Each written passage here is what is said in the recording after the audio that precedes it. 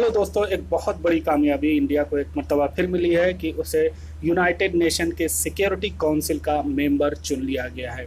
तो आइए इस वीडियो में हम पूरे डिटेल में बात करेंगे कि ये सिक्योरिटी काउंसिल का मेंबर बनने के बाद इंडिया को क्या बेनिफिट है, ये सिक्योरिटी काउंसिल है क्या, किस तरह से फंक्शन करता है और इसका सिलेक्शन किस तरह से होता है। तो मैं पहले आपको ये बता दूं कि ये इंडिया का सिर्फ पहली बार ये सिलेक्शन नहीं, इससे पहले 8 मरतबा और 7 मरतबा और सिलेक्शन हो चुका है। सबसे पहला इसका सिलेक्शन इंडिया का हुआ था 1950 में, दूसरी मरतबा 1967 में, तीसरी मरतबा 1972 में, चौथी मरतबा 1977 में, पांचवी मरतबा 1984 और उसके बाद 1991।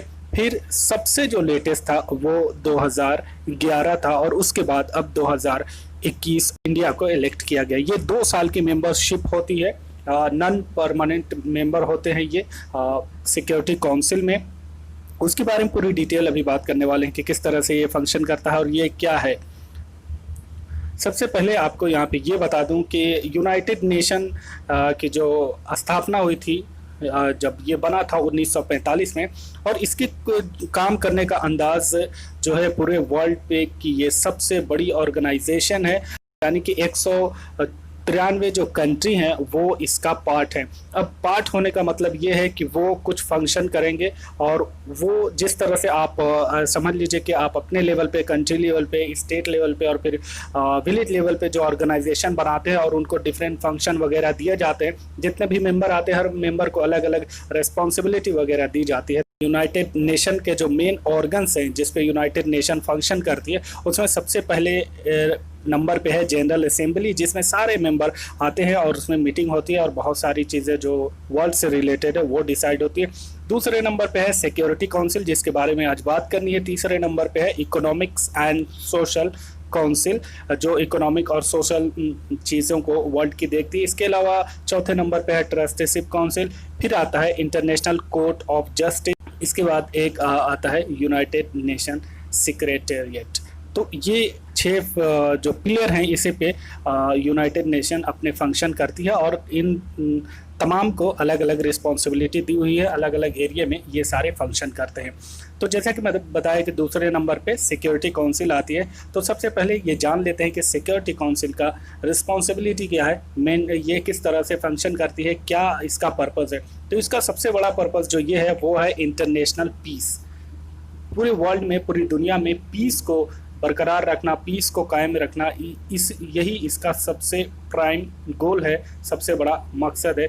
इसके अलावा इसमें इसके अंडर में आ जाते हैं जैसे इंटरनेशनल पीस में कि dispute settlement by peaceful means वगैरह, कि ये अगर 2 कंट्री के बीच में या 2 ग्रुप के बीच में, जो बहुत सारे कंट्रीज़ के ग्रुप होते हैं उसमें, या फिर बॉर्डर और इस तरह के जितने भी डिस्प्यूट्स होते हैं उसको पीसफुल तरीके से सॉल्व करने के लिए ये दूसरे कंट्रीज़ को हेल्प करती है ये सिक्योरिटी काउंसिल। इसके अलावा इसका एक और जो इंटरनेशनल पीस के अंदर ही आता है वो है कि सेंक्शन वगैरह बहुत सारे कंट्रीज़ पे जैसे लगाए जाते हैं कि किसी को रोकना है कि आप ये काम नहीं कर सकते, ये पूरे ह्यूमैनिटी के लिए, पूरे वर्ल्ड के लिए बहुत ही नुकसानदेह है। तो आप पे ये सेंक्शन लगाया जाता है कि आप ये चीज़ इस्तेमाल नहीं कर सकते, यूज़ नहीं कर सकते अपने पर्पज़ के लिए, जैसे ईरान पे और उसके बाद नॉर्थ कोरिया पे इस तरह के सेंक्शन वगैरह लगते रहते हैं। इसके अलावा एक और जो इसका फंक्शन है वो है authorize the use of force to maintain and restore the international peace. तो कभी कभी ये एडवाइस देती है, लेकिन कभी जब ज़्यादा ज़रूरत पड़ती है तो उसमें फोर्स भी लगानी पड़ती है और बहुत सारी जो कंट्रीज़ के जो आर्मी है उनके साथ मिलकर कोलैबोरेशन के साथ उस एक्शन को पूरा किया जाता है। ये इसका गोल है। सिक्योरिटी काउंसिल के जो मेंबर्स होते हैं, जैसे कि टोटल यूनाइटेड नेशन के टोटल मेंबर हैं 193। तो ये सारे कि सबको मेंबर नहीं बनाया जा सकता ये सिक्योरिटी काउंसिल का, इसलिए इस काउंसिल के जो मेंबर है वो सिर्फ 15 है, 15 मेंबर होते हैं। उनमें से 5 जो मेंबर हैं वो परमानेंट मेंबर हैं। उसमें जो यूनाइटेड नेशन के परमानेंट मेंबर हैं जैसे कि USA, UK, France, Russia and China. तो ये इनका कभी सिलेक्शन वगैरह इनके लिए कोई वोटिंग नहीं करता, ये परमानेंट मेंबर है।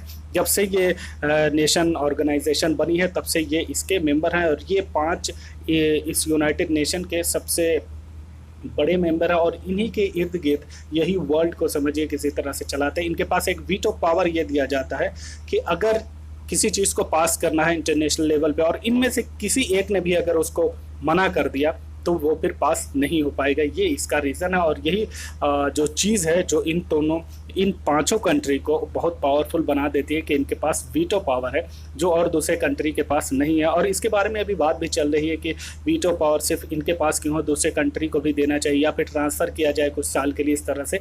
जैसे सिक्योरिटी काउंसिल वगैरह में सिलेक्शन वगैरह होते हैं, 2-2 साल का टर्म होता है और उसमें दूसरे कंट्रीज़ को भी मौका दिया जाता है 2 साल के बाद। तो हर 2 साल पे इसका सिलेक्शन होता है।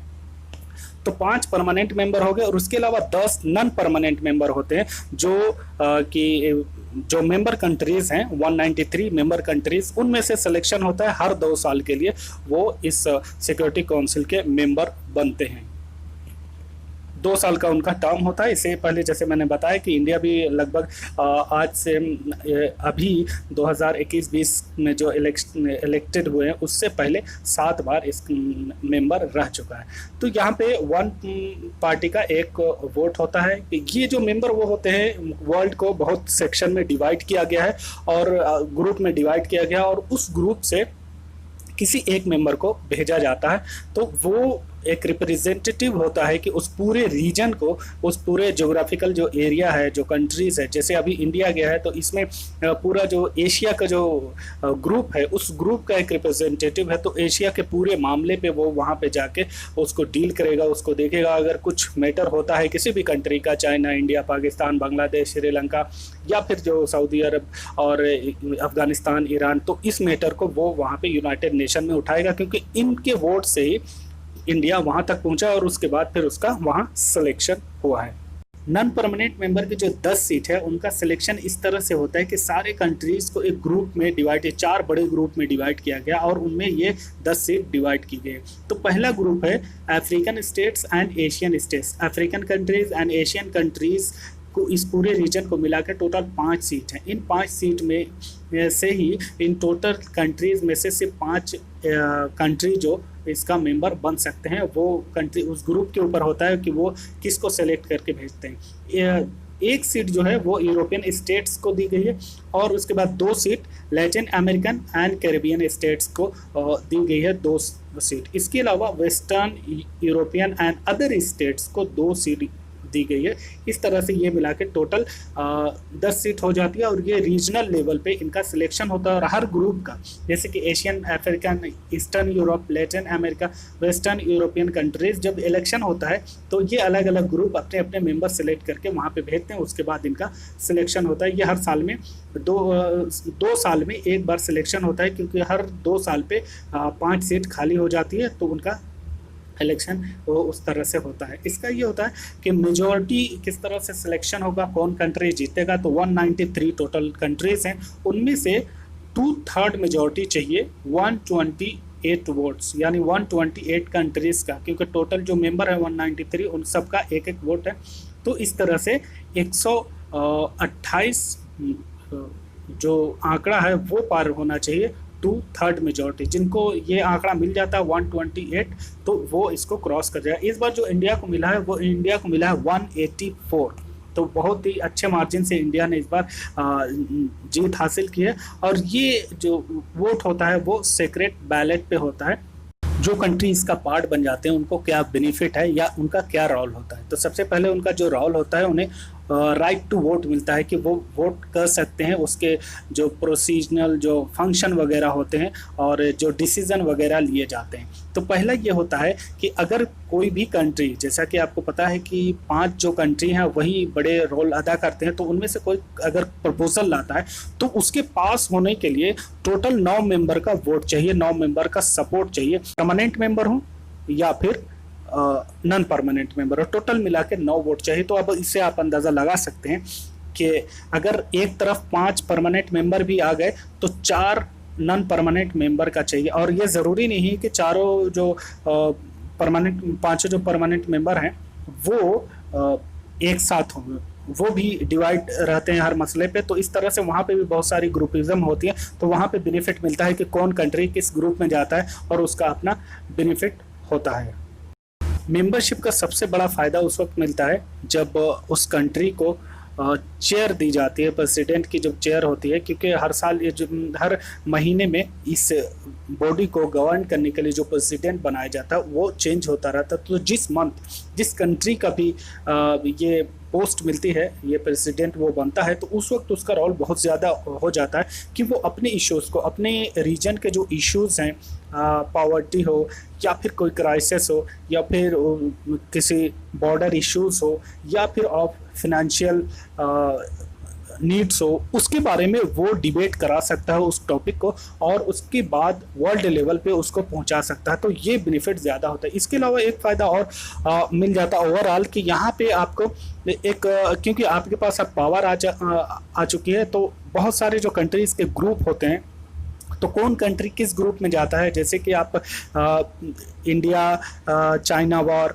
India China dispute, Iran America dispute, उसके बाद कोरिया और अमेरिका डिस्प्यूट। तो यहाँ पे जैसे एक ग्रुप बनते हैं वर्ल्ड लेवल पे कि कौन किसके साथ जा रहा है, किसको सपोर्ट करना है। अगर इकोनॉमिक तरीके से देखा जाए तो ऑयल प्राइस वगैरह गिरती है या फिर मार्केट में किसी तरह की मंदी आती है, तो उस वक्त जो एक्शन लेना होता है, कौन कंट्री किस ग्रुप में जाता है, तो इस तरह से जिसके पास पावर होता है वहाँ पे इससे ज़्यादा फ़ायदा मिलता है। और फिर इंडिया पाकिस्तान का जो मसला है, वहाँ पे अगर आप इंडिया अगर चाहे कि दूसरे का सपोर्ट हासिल कर ले तो वो एक बहुत इजी होता है। इस वजह से ये परमानेंट नॉन परमानेंट मेंबर जो हैं उसका पार्ट बनने के लिए हर कंट्री को एक उम्मीद होती है, ख्वाहिश होती है कि इसका पार्ट बना जाए, और जब ये हो जाता है तो उसके लिए बहुत बड़ी कामयाबी के तौर पे ही देखा जा सकता है। इस वीडियो में बस इतना ही। मिलते हैं नए वीडियो में नए इन्फॉर्मेशन के साथ। आप अगर हमारे चैनल पे नए हैं तो इस चैनल को सब्सक्राइब करें इसी तरह के इन्फॉर्मेशन एंड एजुकेशनल